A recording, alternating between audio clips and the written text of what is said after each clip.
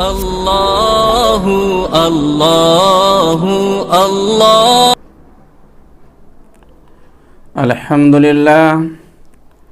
الحمد للہ کفا وسلام علی عباده الذین اصطفى اما بعد اعوذ باللہ من الشیطان الرجیم بسم اللہ الرحمن الرحیم یا ایہا الذین آمنوا ادخلوا فی السلم کافہ ولا تتبعوا خطوات الشیطان انه لكم عدو مبین صدق الله العلی العظیم وقال النبی صلی اللہ علیہ وسلم تخلقوا بأخلاق اللہ او کما قال علیہ الصلاة والسلام۔ اگر انسانیت کی ہے کوئی معراج تو یہ ہے، اگر انسانیت کی ہے کوئی معراج تو یہ ہے، اتر جائے محبت بن کے انسان قلب انسان میں، اتر جائے محبت بن کے انسان قلب انسان میں۔ محترم ملی ایمانی بھائیوں، واقعی اگر انسانیت کی معراج اور عروج و ارتقاء حقیقت میں اگر ہے تو یہ ہے کہ کسی انسان کے دل میں کوئی انسان اپنی جگہ بنا لے، کوئی آدمی کے دل میں اپنا مقام بنا لے۔ دراصل صحیح معنوں میں یہی انسانیت کی معراج ہے، یہی آدمیت کا عروج و ارتقاء ہے، یہی انسان کی بلندی اور یہی مقام ہے۔ نفرت بن کے اترنا، بغض و عناد کے ساتھ اترنا، دشمن بن کے اترنا تو بہت آسان ہے، اور یہ کوئی کمال نہیں ہے، اس کو کمال معراج نہیں کہا جائے گا۔ اصل کمال معراج تو یہ ہے کہ کسی کے دل میں اپنی تھوڑی سی جگہ بن جائے، کسی کے دل میں تھوڑا سا اپنا مقام ہو جائے، یہی انسانیت کی دراصل معراج ہے۔ میرے محترم بزرگوں، دوستو، اور یہ کب حاصل ہوگا؟ یہ بلندی کب حاصل ہوگی؟ جب ایک انسان دوسرے انسان کا احترام کرے گا، جب ایک انسان دوسرے انسان کے سامنے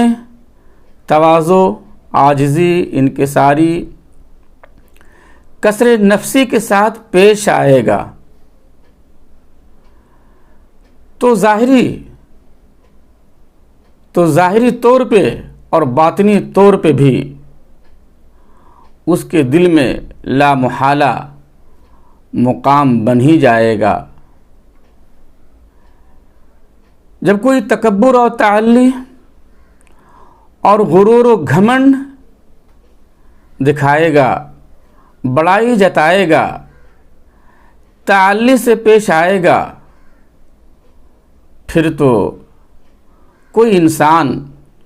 اس کو قبول نہیں کرے گا، کوئی انسان ایسوں کو اپنے دل میں جگہ نہیں دے گا، بلکہ اس کو نفرت کی نگاہوں سے دیکھے گا۔ اس کو اپنے دل اور اپنے دماغ سے ہٹانا چاہے گا، اس سے ایسے لوگوں کو اپنے دل میں جگہ دینا تو دور کی بات ہے،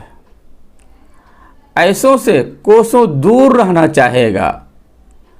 اس لیے محترم بزرگوں، دوستو، ضروری ہے کہ ایک انسان دوسرے انسان کی قدر و منزلت کرے، ان کے مقام و مرتبہ کو پہچانے، ان کی حیثیت کو جانے اور ان کی شان ان کا اکرام کرے، اپنے اخلاق کو بلند رکھے۔ تخلقوا باخلاق اللہ، اللہ کا اخلاق اپنائے۔ میرے محترم بزرگوں، دوستو، اللہ کی بہت ساری شان ہے، اللہ کی بہت ساری ایسی صفت ہے جو صرف اور صرف اللہ کے ساتھ خاص ہے، بہت سارا اس کا وصف ہے جو صرف معبود کے ساتھ مختص ہے، وہ بندوں میں نہیں آ سکتا ہے۔ ہاں، بہت سارے اس کے ایسے بھی اوصاف ہیں، بہت سارے اس کے ایسے بھی کمال ہیں، بہت سارے اس کے ایسے بھی اخلاقیات ہیں جن کو بندوں بھی لے سکتے ہیں، جن کو بندے بھی اپنے دل میں اتار سکتے ہیں، عملی میدان میں اس کو لا سکتے ہیں۔ اور اللہ بھی چاہتا ہے کہ اس کا بندہ ایسے اخلاقیات کو اپنائے اور معاشرتی زندگی میں اس کو نافذ کرے، اس کا چلن کرے۔ جیسے اللہ اپنے بندوں کو بہت معاف کرتا ہے، بہت معاف کرتا ہے، شب و روز معاف کرتا ہے،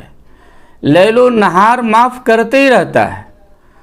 صبح و شام وہ اس کا کام ہی معاف کرنا ہے، معاف کرنا ہے۔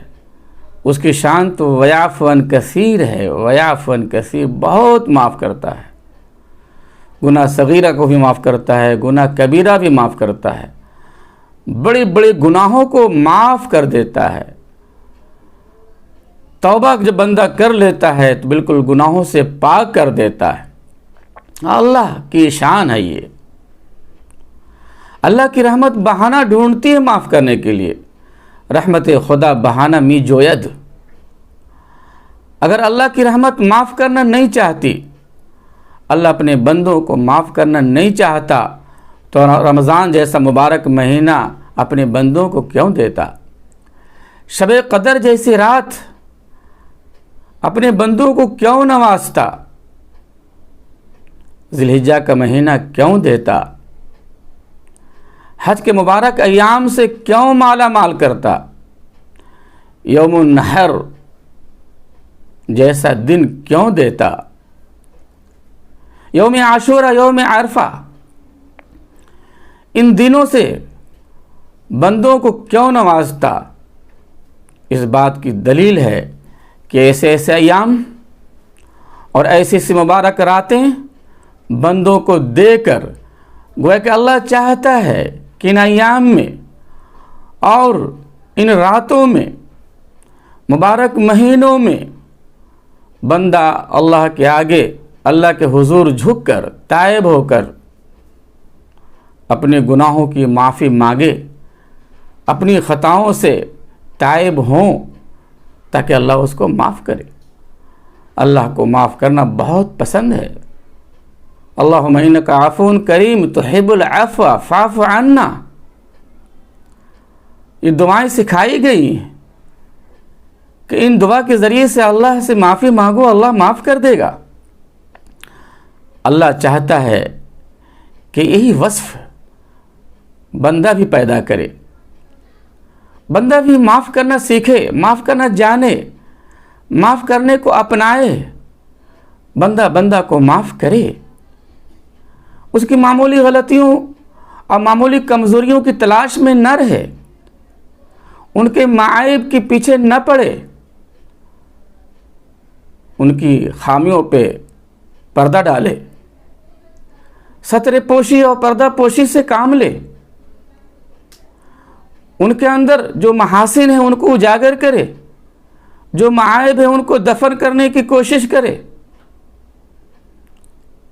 لیکن آج معاملہ الٹا ہے، بندہ تو یہ چاہتا ہے کہ معبود اس کو معاف کر دے، بندہ یہ پسند کرتا ہے کہ معبود معاف کرتا رہے،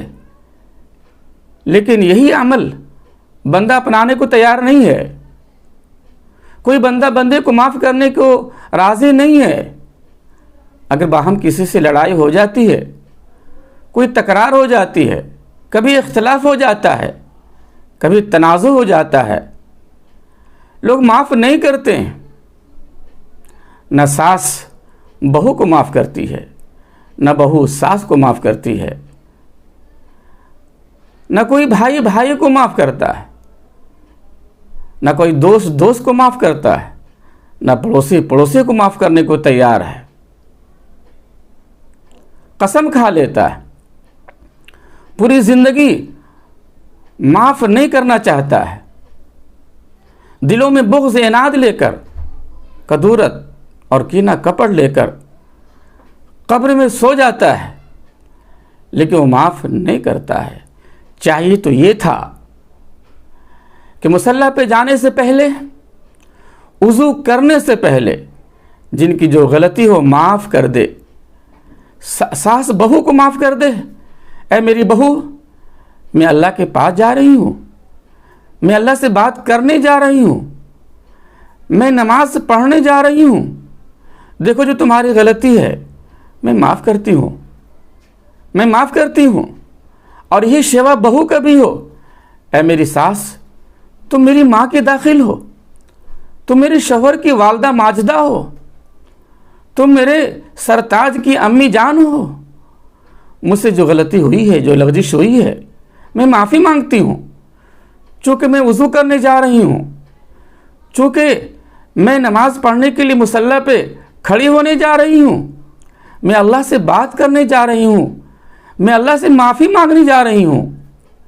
جب میں اللہ سے معافی مانگنے جا رہی ہوں تو پہلے بندہ سے تو معافی مانگ لوں، اے میری ساس، اے میری امی جان، مجھے معاف کر دیجئے۔ بھائی کو اسی جذبے کے ساتھ معاف کرے، پڑوسی کو معاف کرتا چلے، دوست کو معاف کرتا پھرے۔ یہ معافی کا ماحول بنے، معاف کرنے کا مزاج بنے، معاف کرنے کا شعار بنے، طریقہ بنے، ہر ایک دوسرے کو معاف کرتا رہے، معاف کرتا رہے۔ ہرگز یہ کوئی فیصلہ نہ کرے کہ ہم کل قیامت میں حساب لے لیں گے، کل قیامت میں انتقام لے لیں گے، کل قیامت میں بدلہ لیں گے۔ قیامت کوئی معمولی دن نہیں ہے، بہت پریشان کن، ناگفتہ بہ وہ ماحول ہوگا، نفسی کا عالم ہوگا، بڑا فیصلے کا دن ہوگا۔ اچھوں کے پسینے چھوٹ جائیں گے، قدم پھسل جائیں گے، بڑے بڑے تقوی گزاروں کا تقوی فیل ہو جائے گا، بڑے بڑے نمازیوں کی نماز دھری کی دھری رہ جائے گی، اچھوں کی حالت بگڑ جائے گی۔ کوئی معمولی دن نہیں ہے جو اپنے معاملے کو قیامت تک معلق رکھ کے رہا جائے۔ نہیں بھائی، دنیا کا معاملہ ہے، دنیا میں معاف کرو، دنیا میں صاف کرو، اور اللہ اس کو پسند بھی کرتا ہے۔ کل قیامت میں بندہ حاضر ہوگا، جو بندہ دنیا میں معاف کرنے کا مزاج بناتا ہے، معاف کرتا رہتا ہے، اللہ کہے گا، اے میرے بندے، اے میرے بندو، تم نے معافی کا طریقہ اپنایا تھا، اے ساس تم نے بہو کو معاف کیا تھا، اے بہو تم نے ساس کو معاف کیا ہے، اے بھائی تم اپنے بھائی کو معاف کیے ہو،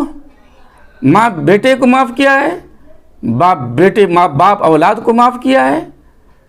وہ ایک انسان دوسرے انسان کو معاف کیا ہے۔ تم نے اس طریقے کو اپنایا،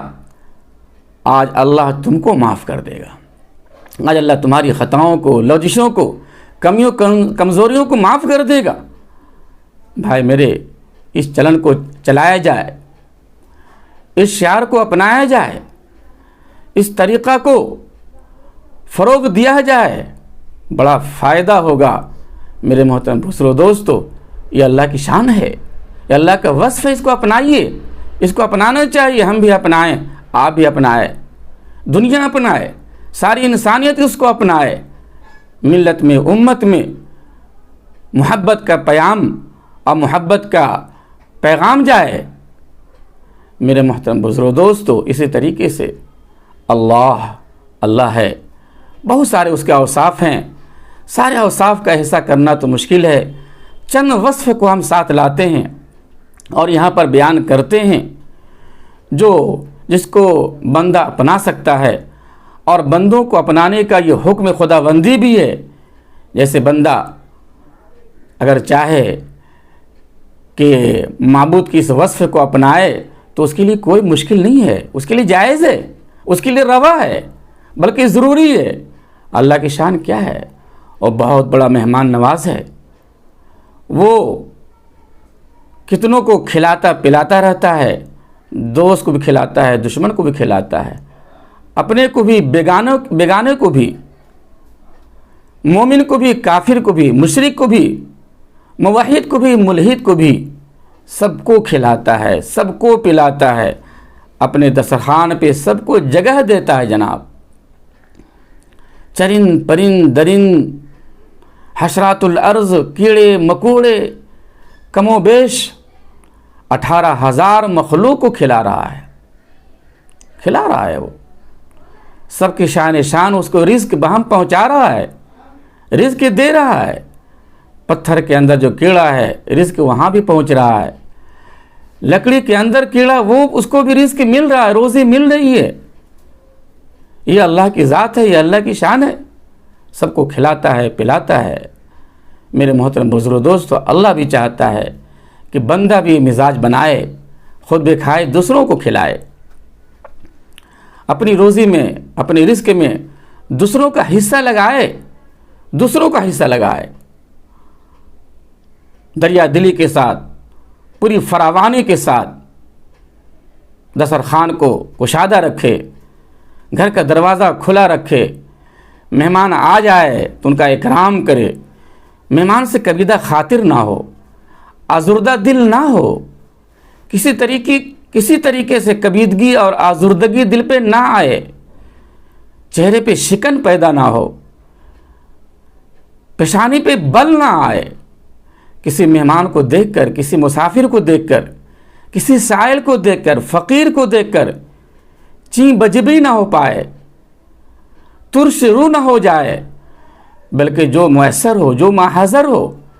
سائل کو پیش کرے، مسافر کو عطا کرے، مہمانوں کا اکرام کرے، ان کو عزت دے۔ کوئی کھاتا ہے، اپنا کھاتا ہے، شکر کر اللہ کا، غمگین نہ ہو مہمان سے، رزق اپنا کھا رہا ہے تیرے دسترخوان سے۔ میرے محترم بزرگ دوستو، مولانا نظام الدین اولیاء رحمۃ اللہ علیہ بہت بڑے مہمان نواز تھے، ان کے در سے دربار سے کوئی خالی نہیں جاتا تھا، بہت جلدی میں لوگ ہوتے تھے تو کم سے کم ان کو چاکلیٹ پیش کرتے تھے، مٹھائی دیتے تھے کہ بھائی میرے یہاں سے خالی مت جاؤ، منہ سکھا کے آئے ہو، منہ سکھا کے مت جاؤ، کچھ لے کے جاؤ، کچھ کھا کے جاؤ۔ اور اکثر فرمایا کرتے تھے، من زار حیا ولم یرزق منہ شیئا فکأنما زار میتا، کہ کوئی اگر زندوں کی زیارت کرتا ہے اور وہاں اس کو کوئی رزق نہ ملے، کوئی کھانے کو میسر نہ ہو، کسی طرح اس کی ضیافت نہ ہو، تو گویا کہ مردے کی زیارت کر کے جا رہا ہے۔ مردوں کے ہاں کوئی ضیافت نہیں ہوتی ہے، مردوں کے ہاں مہمان نوازی نہیں ہوتی ہے، مردے وہ کسی طرح سے آنے والے کی خاطر مدرات نہیں کرتے ہیں، یہ تو مردوں کا کام ہے۔ یہ تو شہر خاموشہ میں ایسا ہوتا ہے کہ جو وہاں جاتے ہیں خالی جاتے ہیں اور خالی آتے ہیں، منہ جو ہے بالکل سکھا کے جاتے ہیں اور سکھا کے آتے ہیں۔ لیکن کوئی زندوں کے پاس جائے اور وہی صورت ہو جائے تو پھر مردوں میں اور زندوں میں کیا فرق رہ جاتا ہے؟ زندوں کے پاس جائے تو جو محاضر ہو پیش کر دے،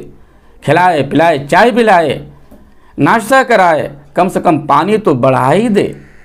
اگر کھانے پہ آ گیا ہو تو کھانا پیش کر دے، کھانا آدمی بنائے تو کچھ زیادہ بنائے، شاید کوئی مسافر آ جائے، شاید کوئی بھوکا سائل آ جائے، شاید کوئی اچانک مہمان پہنچ جائے، ان باتوں کا خیال رکھا جائے۔ یہ بھی دین ہے بھائی، یہ بھی عبادت ہے، یہ بھی شریعت ہے، یہ بھی اسلام ہے، یہ بھی اسلام کا اہم ترین گویا کہ ایک عمل حسین ہے، اس کو اپنایا جائے۔ میرے محترم بزرگ دوستو، خواجہ معین الدین چشتی رحمۃ اللہ علیہ جانتے ہیں آج ان کے کتنے مریدین، متوسلین، معتقدین ہیں؟ پوری دنیا میں لاکھوں کی تعداد میں ان کے پیروکار ہیں جناب، ان کے نام لیوا ہیں۔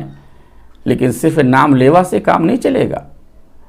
صرف ان کے اوصاف گنانے سے کام نہیں چلے گا، ان کی خوبیوں کو بتانے سے کام نہیں چلے گا۔ ان میں جو خوبیاں تھیں، ان میں جو کمالات تھے، ان میں جو اوصاف تھے، ان کو اپنایا جائے، اپنی زندگیوں میں لایا جائے۔ بہت بڑے مہمان نواز تھے، ان کا دیگ چڑھا رہتا تھا، لنگر چلتا رہتا تھا، دسترخوان بچھا رہتا تھا، اور لوگ کھاتے رہتے تھے، اٹھتے رہتے تھے، آتے رہتے تھے، اور کھا کھا کے جاتے رہتے تھے۔ ہر طرح کے لوگ ہوتے تھے، عمرہ بھی ہوتے تھے، غربا بھی ہوتے تھے، فقراء بھی ہوتے تھے، سلاطین بھی ہوتے تھے، درو صفت انسان بھی ہوتے تھے، سارے لوگ وہاں ہوتے تھے۔ میرے محترم بزرگ دوستو، ایک بار کا واقعہ ہے، ایک بھنگی مہتر وہ گندگی کی ٹوکری لیے ہوئے سر کے اوپر چلا جا رہا ہے۔ وہ بیچارہ بڑی سبکساری کے ساتھ، بڑی تیزی کے ساتھ وہ نکلنا چاہ رہا ہے تاکہ اس کی گندگی سے، اس کے تعفن سے ان حضرات کو تکلیف نہ ہو، یہ سمجھتے ہوئے، اس بات کا احساس کرتے ہوئے وہ کنارے کنارے بھگا جا رہا ہے، دامن کو سمیٹے ہوئے وہ تیزی سے چلا جا رہا ہے۔ خواجہ معین الدین چشتی رحمۃ اللہ علیہ کی نظر جاتی ہے، دوڑ کے آتے ہیں، ان کا راستہ روک لیتے ہیں، بولے بھائی میرے ساتھ کھانا کھاؤ، کھانا لگا ہوا ہے،